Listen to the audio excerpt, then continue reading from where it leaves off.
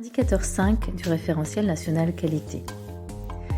Cet indicateur demande que le prestataire définisse les objectifs opérationnels et évaluables de la prestation. Et en niveau attendu, nous avons la même chose, à savoir de démontrer que les objectifs soient bien opérationnels et évaluables. Les éléments de preuve que vous pourrez présenter sont tout support et outils d'analyse, des indicateurs de suivi et de résultats et des supports de contractualisation. Alors, qui est concerné par cet indicateur numéro 5 ?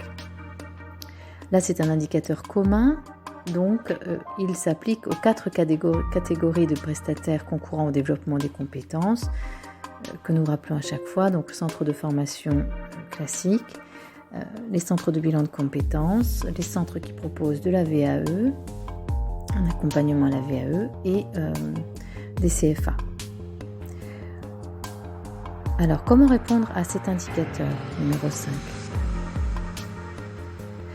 L'objectif de cet indicateur est de démontrer que les objectifs des formations que vous proposez seront bien opérationnels et évaluables.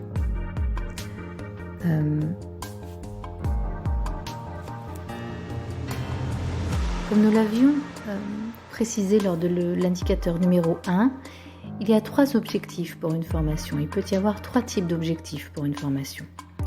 Premièrement, les objectifs pédagogiques. Là, il s'agit de l'ensemble des connaissances, capacités ou comportements que les apprenants doivent acquérir au terme de la prestation de formation. Il y a également les objectifs opérationnels. Dans ce cas, ce sont les activités opérationnelles que les ex-apprenants doivent être capables de réaliser en situation réelle de travail et avec un certain niveau de performance. Et puis enfin, il y a les objectifs d'impact. Là, ce sont les effets escomptés de l'action de formation en situation de travail. Donc voyez-vous, il y a 3 types d'objectifs. Et donc, les objectifs doivent être, dit l'indicateur 5, opérationnels et évaluables. Je vous prends un exemple. Prenons un programme sur Excel. Excel, savoir utiliser Excel n'est pas un objectif opérationnel. Savoir créer un tableau croisé dynamique, là, c'est un objectif opérationnel parce que vous pourrez, à l'issue de la formation, mesurer si cet objectif a été atteint ou pas. Le guide précise également les obligations spécifiques qui ont attrait aux objectifs opérationnels et évaluables. Donc pour les CFA ou l'alternance, ces objectifs doivent être exprimés en compétences et ou capacités professionnelles à acquérir ou en certification visée.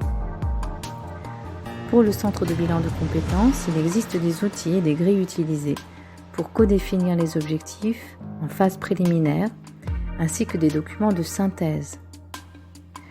Il peut s'agir d'objectifs en lien avec le développement des compétences à s'orienter. Et pour la VAE, donc, il est précisé en élément de preuve que vous devrez aussi proposer des fiches de travail formalisant le cadre de travail avec le bénéficiaire, le programme de travail avec les durées prévues ou encore les entretiens avec les accompagnateurs.